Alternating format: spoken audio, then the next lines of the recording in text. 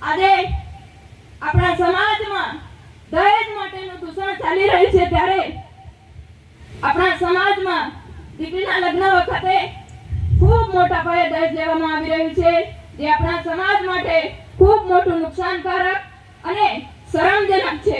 દીકરીનું હોવું એ સમાજ અને પરિવાર માટે ખૂબ મહત્વનું છે, છતાં પણ દીકરીને વેચી નાખવામાં આવે છે. દહેજ લેવું એ કાનૂની અપરાધ છે, છતાં આપણો સમાજ એ સમજવા માટે તૈયાર નથી. ખરેખર દીકરીનું તો દહેજ લેવું જ ન જોઈએ. દહેજ લેવાથી આપણી દીકરીને સાસરીમાં જઈ અને અનેક પ્રકારના દુઃખો વેઠવા પડતા હોય છે.